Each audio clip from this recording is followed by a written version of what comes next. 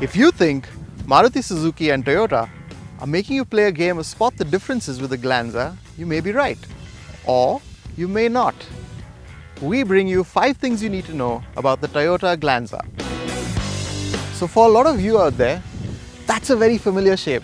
But how do you tell a Glanza from a Baleno?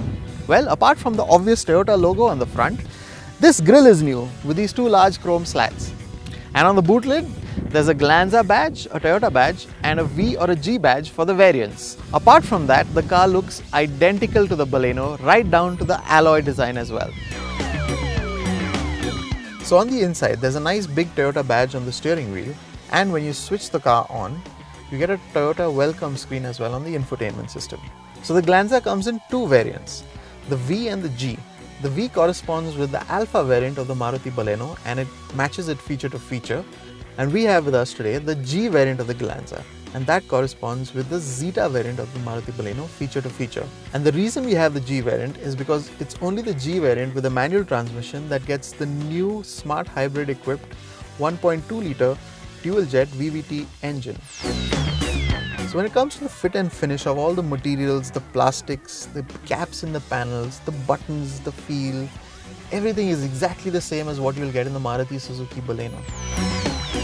So when it comes to Toyota's lineup, it's a clear step up in luxury over cars like the Leva and the Etios, but not quite up to the levels that you'd expect from, say, an Altis or even the Yaris for that matter. Stepping into the rear, and we come to what has always been one of the Baleno and now the Glanza's strong points, and that is legroom in the rear. I'm 5'10" and I can literally stretch my legs out, and I still have room here. Headroom is fairly adequate as well, and there's just enough room here to squeeze in 3 in a pinch.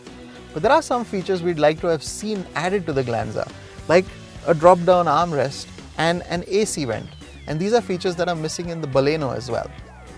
So what do you get then? The list of features, identical to the list on the Baleno Zeta variant, includes touchscreen infotainment with Android Auto and Apple CarPlay, smartphone-based navigation, 6-speaker sound setup, climate control, auto-folding ORVMs, push-button start, keyless entry, and 16-inch alloys. When compared to the V variant, the G misses out on a few features. So there's no leather-wrapped steering, no vanity mirror and lamp on the driver's side, no reverse parking camera, no auto headlamps, no UV protect coating on the windows, and you don't get DRLs, but you do get similar position lamps. And there's also no follow me home headlamps. And 2, that's a new engine. It's a variant of the K series engine, and at 90 horsepower it makes 7 more horsepower than the variant that came before it. It also makes the same torque, 130 Newton meters, but 200 RPM higher than before. This is paired with an integrated starter generator with a lithium-ion battery, or what Maruti calls the smart hybrid system. It's the same mild hybrid system we've experienced in other Maruti cars like the S-Cross and the Ciaz. And in the Glanza, this G variant in the manual transmission is the only car that gets it. What's more, it's priced very attractively. But we'll get into that later. Before that, let's take a spin in it.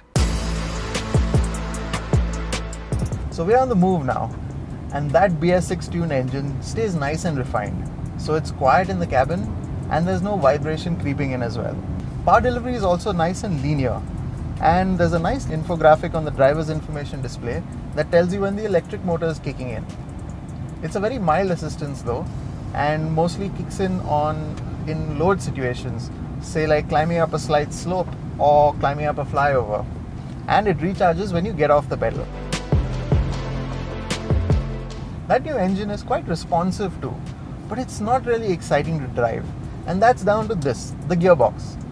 It's got very widely spaced tall ratios, and that means there's not that much drive when you get on the gas pedal, and so you need to stay in lower gears, say second in the city and third and fourth on the highway for overtakes.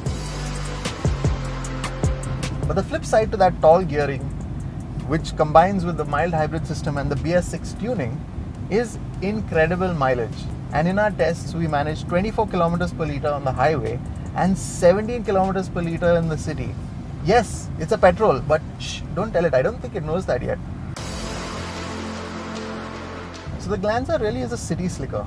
The steering's nice and light, as is the clutch, and the gears slot in quite nicely if you don't rush them too much. but where it really excels is in its ride quality. So when it comes to handling bad roads, both the movement in the cabin and the noise from the suspension is nicely controlled. But when you start to push the pace in the Glanza, it's not quite so exciting. Body roll starts to creep into the equation, and when you're braking hard and if you're not in a straight line, the tail starts to feel just a little light. It's just a feeling though, but it doesn't quite inspire the enthusiast. Drive it in a sedate manner though, and you'll have no complaints at all.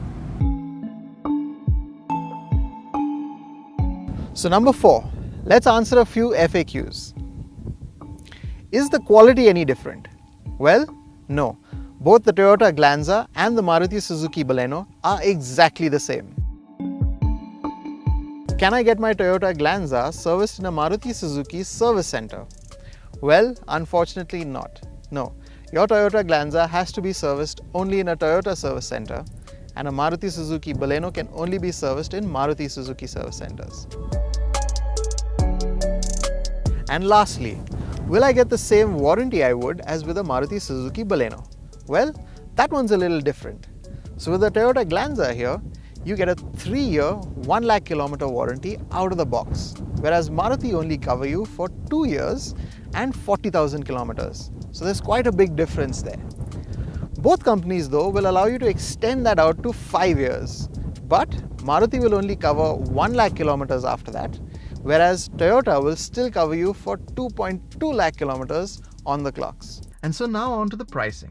And this G variant manual is priced at Rs 7.22 lakh. And in contrast to the rest of the variants, which are priced on par with similar Maruti Suzuki variants, it's actually cheaper by a whole 65,000 rupees. But this is an introductory price, and so we expect a revision fairly soon. In addition to competing with its twin, the Toyota Glanza competes with the Hyundai i20, Honda's Jazz, Volkswagen's Polo, and the upcoming Tata Altroz. So the Glanza finally adds a premium hatch to Toyota's lineup. It's nicely loaded with features, and the space on offer makes it a proper family car. Yes, there are no diesels on offer, but the petrols are impressively efficient. Does all this mean that basically you're buying the same car and the badge on the boot doesn't matter? Well, not quite. So Maruti does have the strongest service network out there, and the Baleno comes under the Nexa banner, and as we know from experience, that's a very good thing. Toyota, on the other hand, are no slouches when it comes to service either. There's also the benefit of that longer warranty period. So they both have strong value propositions for either brand. But if your budget lands you on this, the G variant with a manual transmission, then the Toyota Glanza, which is cheaper by 65,000 to the corresponding Maruti Baleno, is clearly the smarter choice.